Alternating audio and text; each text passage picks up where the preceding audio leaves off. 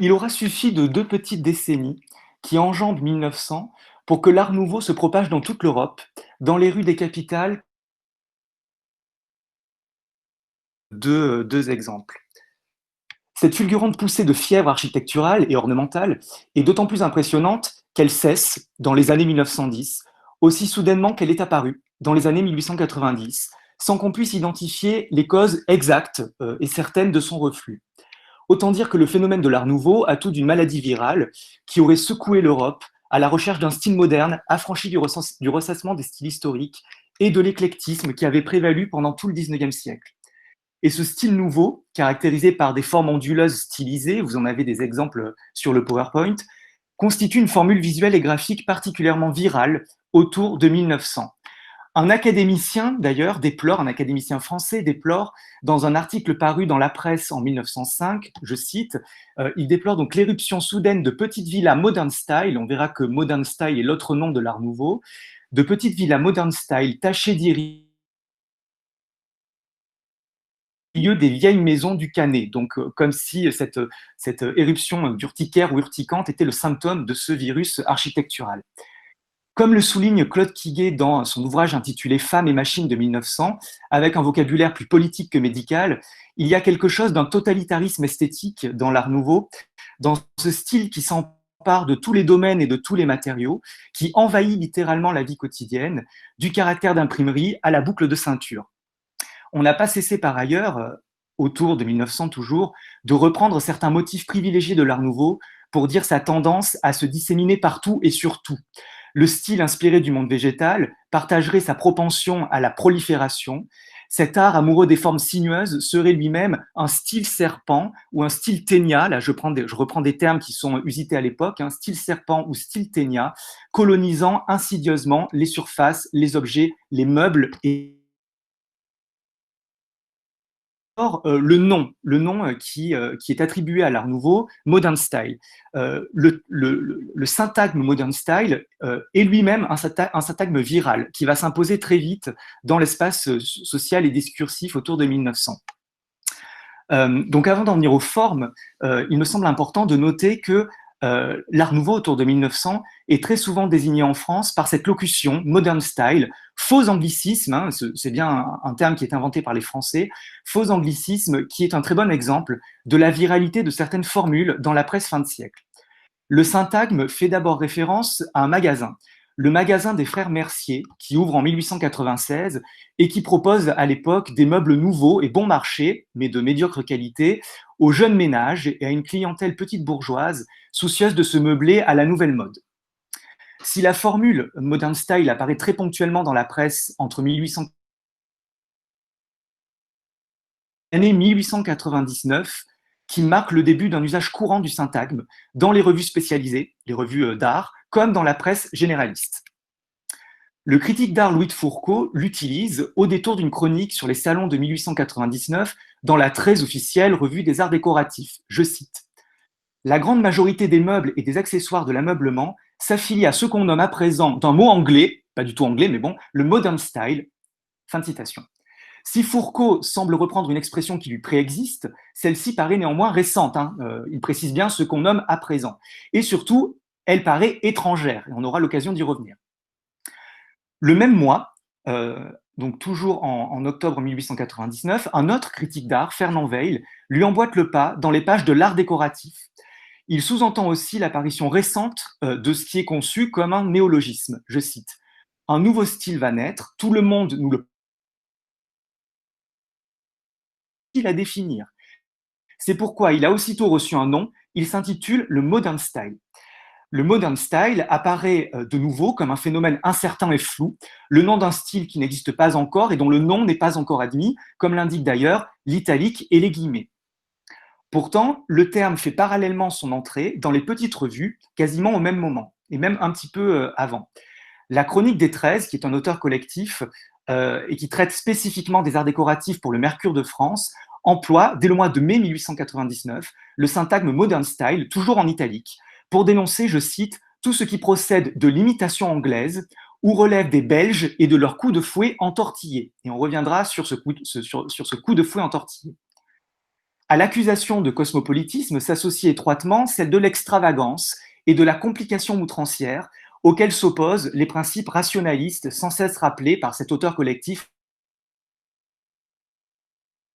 Lorsque Art Nouveau et Modern Style ne sont pas totalement confondus et voués ensemble aux mêmes gémonies, le second, Modern Style, est constitué en repoussoir de l'Art Nouveau, symbole d'un art décoratif déviant, ivré à séparer du bon grain de l'Art Nouveau qui, lui, respecterait la tradition française.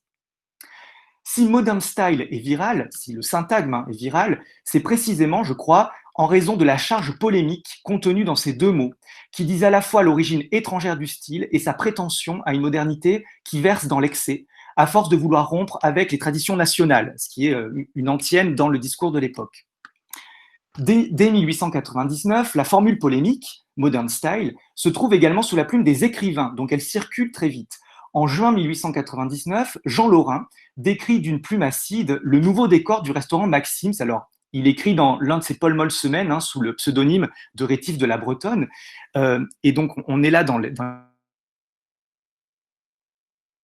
décor fade et lumineux du restaurant remis à neuf, fresques mythologiques et frises de glace rondes enroulées, on dirait dans des volutes de bois clair, des faux rançons pour le motif des encadrements et des pseudo-francs-lames pour fresques, ensemble hétéroclite, à la fois brutal et pastelisé, qui sonne le glas du modern style.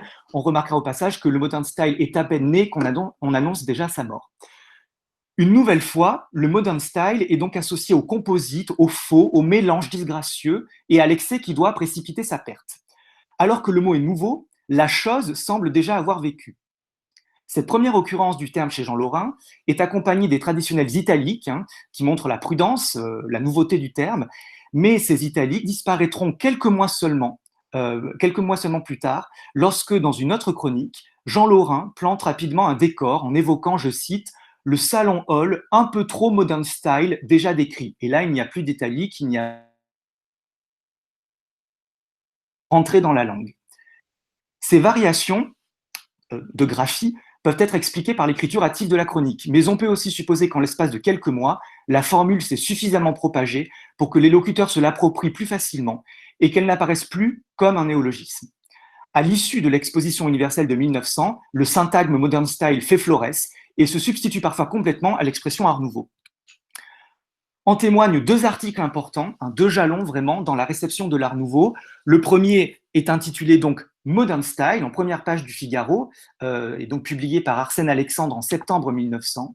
Et le second, intitulé Philosophie du Modern Style, publié par Serge de Chessin en 1905 dans la revue L'Ermitage. Donc on voit que vraiment, dès le début des années 1900, le syntagme envahit les pages des différentes catégories de la presse. De la grande presse aux petites revues, l'expression modern style donc envahit progressivement, comme l'indique l'usage du trait d'union dans le titre de l'article de Chessin. Progressivement aussi, la formule échappe à la seule critique d'art, au seul domaine de l'art décoratif, pour désigner une évolution sociale plus globale. Victor Champier s'en fait l'écho en 1901 dans la revue des arts décoratifs. Je cite, « Les mots modern style », bon, il y a l'italique, prononcés à l'anglaise, avec un infini dédain, sont employés fréquemment comme un qualificatif résumant toute l'incommensurable pitié qu'excite dans une catégorie spéciale d'amateurs un effort d'art original, en dehors des pastiches et du convenu. Ces mots ont même remplacé l'épithète fin de siècle, et l'on dira couramment, par exemple, d'un homme qui se singularise par son esprit, par la coupe de ses cheveux ou la forme de son chapeau, on y revient, c'est un modern style. L'auteur montre bien que modern style est une formule désormais courante, lexicalisée, qui supplante une autre formule également très populaire. Modern style peut être utilisé comme adjectif et plus seulement comme substantif, signe de la plasticité de son emploi. Et à l'instar du syntagme fin de siècle, les locuteurs convoquent modern style pour caractériser un ensemble de faits sociaux, de modes, de comportements qui leur paraissent symptomatiques d'une époque décadente, tout ce qui présente quelque aspect étrange, licencieux ou extravagant. Alors j'en donne un exemple. En 1901, Michel Provin intitule Modern Style un dialogue assez vaudevillesque, prépublié dans le journal avant d'être recueilli dans Les Passionnettes. 6 illustrations de Lucien Métivé, que vous voyez à l'écran, jouent nettement avec le vocabulaire formel de l'Art Nouveau, la fameuse courbe. Le texte ne fait aucune référence à l'Art nouveau, mais se concentre sur le flirt très moderne des deux personnages, qui ressemble plus à la négociation d'un marché qu'à une cour amoureuse en bonne et due forme. En voici un extrait. Et se donnant dans un baiser, je t'adore, puis se dégageant sans trouble, nous voilà fiancés. C'est simple comme tout d'arranger ses petites affaires avec soi-même. Avec les parents, il y a les formules, le protocole. Comme ça, en 5 minutes, une dizaine de phrases, de baisers, ça y est. De Jardy lui répond, tout à fait modern style. Le modern style n'est donc plus un style décoratif ici, mais un style de vie. Un mot du temps, et un rapport au temps d'ailleurs, caractérisé par l'immédiateté, la vitesse, la concision, qui n'est pas sans rapport avec la notion de viralité également. Toujours en 1901, un dialogue intitulé Soubrette Modern Style, publié dans La Lanterne, ne fait plus aucune allusion au mobilier ou à l'architecture Art Nouveau, mais illustre le renversement des valeurs à l'œuvre dans la société contemporaine. Yvonne, jeune domestique un peu trop élégamment vêtue, se présente chez sa future employeuse. L'entretien d'embauche s'inverse complètement et la jeune soubrette interroge madame sur sa pratique pas, exige du vin de Bordeaux plutôt que du vin ordinaire, ainsi que la liberté de son temps, les mardis et les vendredis, en plus des dimanches et des jours fériés. Enfin, elle prie madame, qui n'est pas encore mère, de bien vouloir s'abstenir de tomber enceinte, car elle ne supporte pas plus les enfants que le piano. Bref, le modern style désigne ici, sur le mode évidemment de la caricature, de la satire, un monde renversé et la remise en cause des hiérarchies traditionnelles. En l'espace de 2 ans, donc, entre 1899 et 1901, le syntagme modern style s'est imposé, passant du statut de néologisme prudemment utilisé au statut de terme passe-partout. L'art nouveau, malgré la diversité des tempéraments des artistes, malgré les adaptations régionales ou nationales, se caractérise par un usage de la courbe dite en coup de fouet. Cette ornementation linéaire et stylisée devient très vite sa marque de fabrique. La ligne coup de fouet s'affirme comme une formule visuelle simple, synthétique, qui permet d'identifier immédiatement le style moderne. La viralité de l'Art nouveau repose essentiellement sur cette formule visuelle, efficace et frappante, cinglante comme le coup de fouet, qui se propage sur les couvertures des revues et des livres. J'ai choisi de développer plutôt cet exemple. Alors prenons à titre d'exemple quelques réalisations du peintre et décorateur belge Theo van Rysselberghe. Ces ornementations, inspirées de l'architecture de Victor Horta, vous avez vu tout à l'heure l'hôtel Tassel, donc inspiré de certaines réalisations architecturales de Victor Horta avec lequel il collabore, se déploie ensuite sur la couverture de la revue L'Ermitage, par exemple, est chargé de l'ornementation de plusieurs ouvrages édités par le Belge Edmond Demand, et on lui doit notamment la belle couverture du recueil Modulation sur la mer et la nuit, publié par le poète Robert de Souza en 1899, toujours cette même année. Donc vous avez les deux images ici. Et puis, un petit peu plus, non, la même année, pardon, on doit aussi à Theo van Rysselberghe l'ornementation des histoires souveraines de Villiers de l'Isle-Adam, donc republié chez Demand, réédité par Demand, toujours donc en 1899. En dehors des pages du livre et des revues, la ligne coup de fouet envahit les rues et les maisons. On la trouve en 1898 aux grilles du Castel Béranger à Paris, le fameux Castel Béranger d'Hector Guimard, puis à partir de 1900 sur les devantures des magasins parisiens et des restaurants parisiens. Comme le souligne le critique d'art Gustave Soulier dans un article de 1900, cette reprise de la ligne coup de fouet, souvent superficielle et tend à la caricature. Je cite Gustave Soulier. Les restaurants et les magasins ne prennent souvent des tendances actuelles que la caricature et ces tics récents de dessin qu'il est naturellement aisé de s'approprier. C'est là que l'on voit se dérouler des faisceaux de serpentins qui nous remettent sans cesse en mémoire le vers tragique pour qui sont ces serpents qui sifflent sur vos têtes, en nous exhortant à une coupable parodie. Ou bien le doigté du décorateur s'exaspère encore et dans une frénésie de fugue et de contrepoint, on retrouve un peu la danse de tout à l'heure, on croit voir cavalcader des notes de musique folâtre, extravagant en dehors des lignes de portée. Certaines imitations naïves des formules à la mode font sourire dans des coins où l'on ne les soupçonnerait pas. La puissance virale de la ligne coup de fouet finit finalement par se retourner contre elle en la figeant en cliché, en caricature d'elle-même. Il n'est donc pas étonnant que les formes de l'art nouveau fassent le bonheur des revues satiriques à la même époque. La puissance synthétique de la pour en faire le signe abréviateur, la signature d'un style reconnaissable au premier coup d'œil. Alors, je donne quelques exemples parmi beaucoup d'autres. Celui-ci, par exemple, la courbe Modern Style, on le voit ici, devient un poncif visuel auquel on ne peut plus échapper.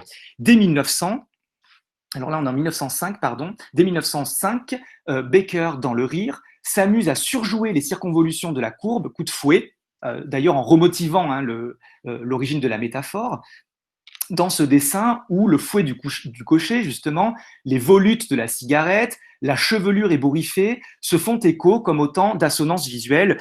Et vous le voyez peut-être mal, mais la légende nous dit, donc on imagine que c'est le cocher qui parle, hein, va donc Art Nouveau. On ne sait pas s'il s'adresse d'ailleurs à son cheval ou aux passants qu'il manque de renverser. En 1902, on trouve cette caricature dans le pêle-mêle, Modern Style, et on voit que ce salon Modern Style lance ses lignes folles comme autant de tentacules à l'assaut des invités. On a vraiment cette image de l'invasion, et on peut faire, à mon avis, le lien avec ce qui a été dit tout à l'heure sur la danse épileptique, la danse électrique. Là, on voit qu'on a des luminaires aussi Modern Style, hein, qui sont comme autant de tentacules de pieuvre qui se lancent à l'assaut des occupants du salon. Pour clore ce rapide aperçu, beaucoup trop rapide, j'évoquerai un numéro que l'Assiette au beurre consacre à l'Art Nouveau en septembre 1907. En voici quelques extraits.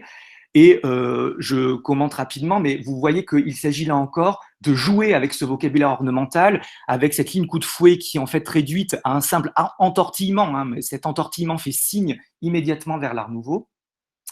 Donc, forme visuelle qu'il s'agit d'exagérer ou, comme je le dis, ce que d'aucuns appelleront le style nouille, notamment dans les années 1930. Et il s'agit, dans la presse satirique et dans les caricatures, toujours de moquer l'extravagance de l'Art Nouveau et de fustiger l'inconfort des meubles ou des ustensiles qui sont proposés par l'Art Nouveau. Troisième aspect, enjeu de la métaphore virale dans le discours critique. Cette viralité des formes de l'Art Nouveau est soulignée par la critique qui recourt régulièrement à la métaphore du virus ou de la maladie infectieuse pour rendre compte de la propagation de l'Art Nouveau à travers l'Europe. Et je vais essayer d'en dégager quelques enjeux. La métaphore virale s'insère dans un discours qui, depuis les années 1880, on le sait, fustige l'influence étrangère dans les arts, la littérature ou la musique. L'Art Nouveau, que les Français, on l'a vu, hein, s'acharnent à nommer Modern Style pour souligner son origine étrangère, apparaît comme un style particulièrement cosmopolite. Et d'ailleurs, catalogue des œuvres exposées à la Maison de l'Art Nouveau qui a été inaugurée par Siegfried Bing à Paris donc en décembre 1895, pour constater que le style nouveau s'élabore par-delà les frontières nationales. On trouve dans ce catalogue des artistes français, évidemment, dont Gallet, Bigot, Delaherche, mais également des Belges, Van de Velde, des Anglais, Beardsley, des Américains, Tiffany, je donne des noms connus, et même, c'est pour dire, des Allemands, dont le verrier Köpping. À mesure que ce modern style cosmopolite se répand en Europe, les tenants des traditions nationales et du bon goût français s'alarment. Et en 1906, Émile de Lacombe, colonel d'artillerie à la retraite, donc qui n'a rien d'un critique d'art, s'en fait l'écho en ces termes. Dans un ouvrage qui est intitulé La maladie contemporaine, il consacre un petit paragraphe à l'art décoratif et il écrit « Et l'art décoratif, il commence à être infecté par une sorte d'influenza venue aussi de l'Asie qui s'intitule Art Nouveau ou mieux Modern Style, sans doute pour bien marquer qu'elle n'est pas française. » Comme dans toute bonne épidémie, on s'aperçoit que le foyer épidémique n'est pas clairement identifié, hein, pas de manière précise, mais qu'il semble se situer en Europe centrale et orientale. Et on peut penser que Émile de Lacombe semble viser l'Autriche, peut-être, hein, l'Autriche de la Sécession, et l'Allemagne du Jugendstil. Le terme influenza me paraît particulièrement intéressant à commenter. Comme Modern Style, il ne sonne pas français, il rappelle l'italien, mais il rappelle aussi l'anglais, le flu, hein, la grippe anglaise.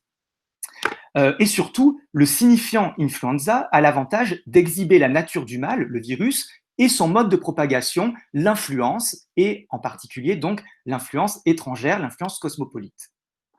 Dans son article intitulé Philosophie du Modern Style, que j'ai évoqué tout à l'heure, Serge de Chessin se moque quant à lui des théières couleurs cette métaphore de la grippe, et il se moque également du cendrier où se dessèche un crachat de poitrinaire. Donc là, la référence à la tuberculose, maladie emblématique du 19e siècle, dont Sontag a montré la prégnance dans l'imaginaire collectif, cette référence à la tuberculose renvoie encore, de nouveau, à la peur de la contagion.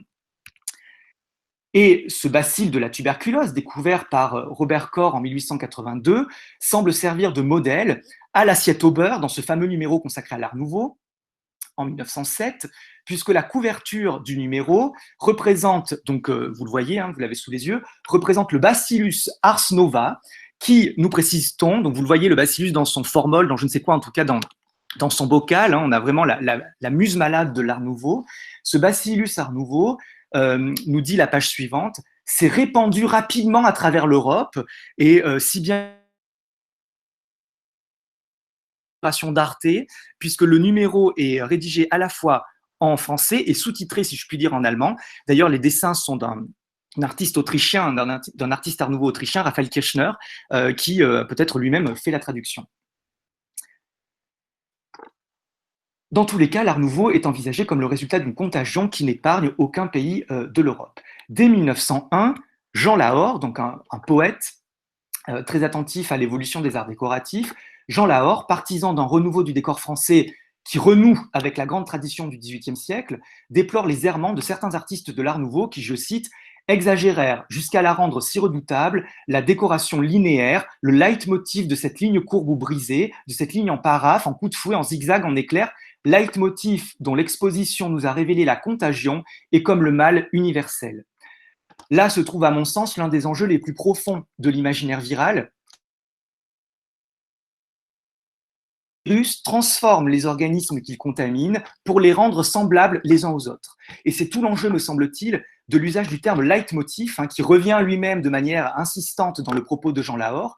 Il s'agit non seulement d'inscrire cette contagion dans le sillage de la maladie wagnérienne, qui est intervenue plus tôt dans le siècle, mais aussi d'insister sur l'uniformité qui résulte de cette contamination, de cette répétition d'un motif unique, érigé donc en symptôme d'une maladie universelle.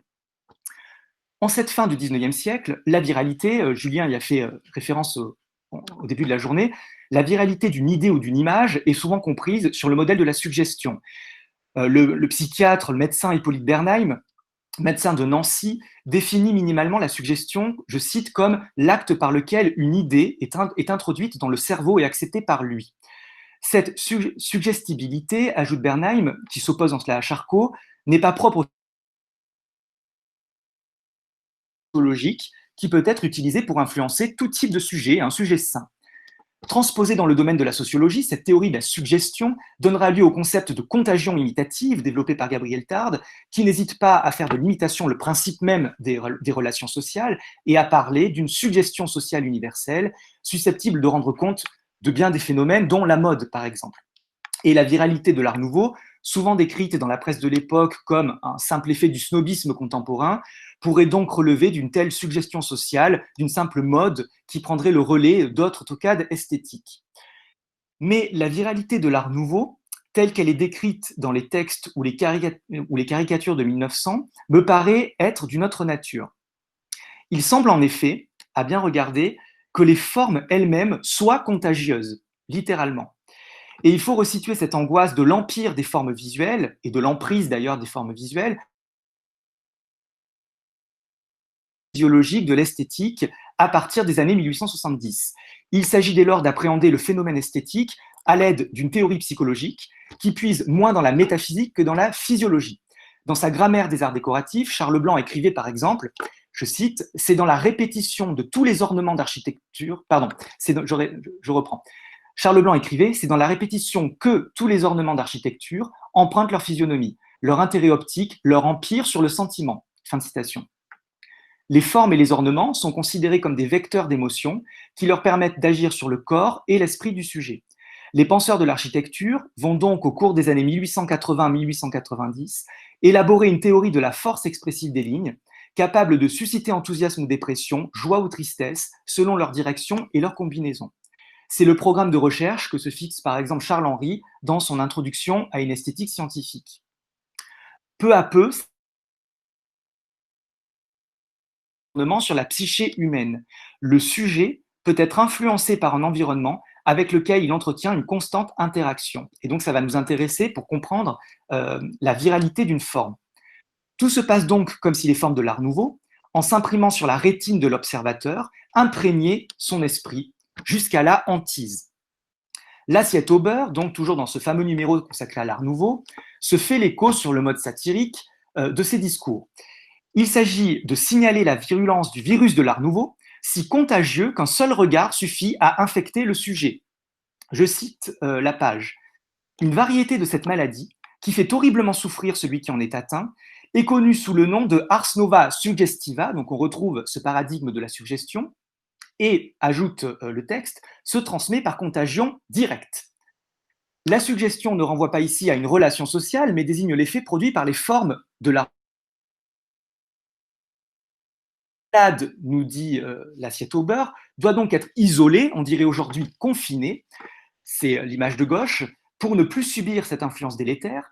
Et s'il est malgré tout obligé de sortir avec ou sans attestation, il devra en tout cas se munir d'un équipement particulier, je cite l'assiette au beurre, en promenade, il faut le munir de visière, là aussi il y a des échos avec l'actualité brûlante, il faut le munir de visière, les microbes de la maladie pullulant à toutes les vitrines. Au-delà de la cocasserie de la caricature, je crois que cette assimilation des objets et des formes de l'Art nouveau aux microbes est une manière de penser la viralité de ces formes. On ne s'étonnera donc pas de trouver cette référence aux microbes à propos d'un objet qui incarne à lui seul la viralité des motifs de l'Art nouveau, le papier peint. Jérémy Serment a consacré d'ailleurs au papier peint Art nouveau une thèse qui est ensuite devenue un beau livre, un livre de référence. Et dans ce livre, il montre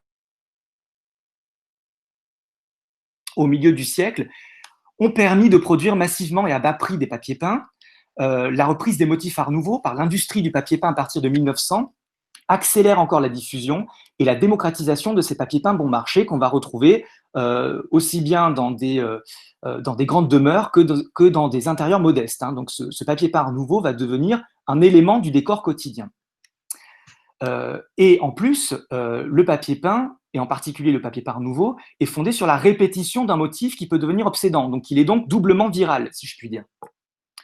Dans un texte de décembre 1904, Arthur Berned imagine ce qu'il appelle le décor moderniste du cabinet de travail de la marquise de Haute-Laure, caricature du bas bleu symboliste, et signale au mur, je cite, des tapisseries de couleur criarde, tachetées de chimères aux attitudes de microbes dansant le cakewalk. On retrouve ces fameuses danses hystériques. Castel Béranger d'Hector Guimard, dont j'ai parlé tout à l'heure, avait subi des attaques semblables. Les papiers peints, conçus par l'architecte lui-même, avaient laissé quelques observateurs dubitatifs.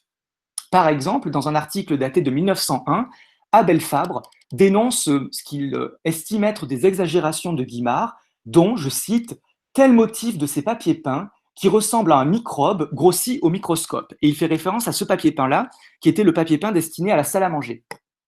Et il y voit donc, lui, des microbes grossis au microscope.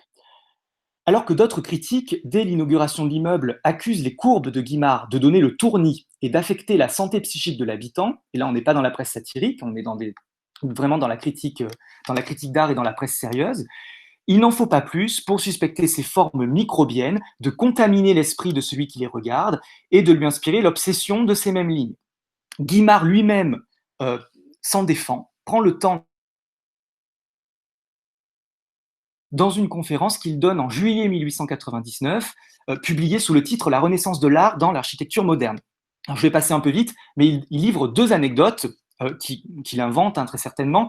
Je vais lire la première, au moins. Guimard explique, un monsieur visitant le Castel Béranger, ce n'était pas une dame et je le regrette, car j'ai une préférence pour le goût des dames, a l'air tout à coup de blêmir. La concierge, une très brave femme, s'empresse, lui offre d'aller chercher un verre d'eau et lui demande avec sollicitude s'il n'est pas malade. Oui, répond le visiteur, je me sens un peu mal, en effet. Qu'avez-vous donc reprend cette bonne concierge. Je ne sais pas, c'est ce papier. Je ne sais pourquoi, il me produit un drôle d'effet. Et Guimard de commenter, bref, il s'est remis sans même avoir besoin d'un verre d'eau, je vous l'assure, voilà un fait. Et puis, je résume la seconde anecdote. Guimard explique qu'un locataire est arrivé au Castel Béranger, il a emménagé dans ce Castel Béranger déjà malade, Guimard a eu peur, il s'est dit il va mourir accusé de l'avoir tué avec mes papiers peints. Et donc, Guimard va le voir. Il lui demande si les papiers peints ne l'ont pas rendu malade, si les papiers peints ne l'ont pas rendu malade, et le locataire finit par lui dire que non, finalement, il a été un peu surpris par les motifs des papiers peints, mais qu'il en a suivi les linéaments, que ça l'a distrait, et que finalement ça l'a guéri. Et Guimard retourne finalement l'accusation en disant, vous voyez, en fait, mes papiers peints ont une vertu thérapeutique. Si ces anecdotes sont bien entendu des plaisanteries, qu'il ne s'agit pas de prendre au mot, il me semble important de noter que Guimard prend le soin et le temps de répondre aux attaques formulées contre les formes supposées pathogènes de ces papiers peints.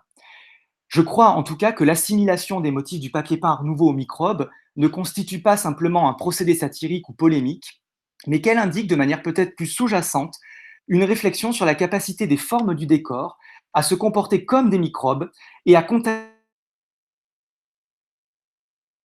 et c'est le cas de l'Art Nouveau, tendent vers une abstraction qui les rend d'autant plus indécises et plastiques. Les discours et représentations dénonçant le danger d'une forme microbe, d'une forme virus, seraient dès lors symptomatiques d'une époque qui commence à propager la métaphore virale pour penser la capacité des images à proliférer de manière autonome, à muter et à transformer ceux qui les observent. Merci beaucoup.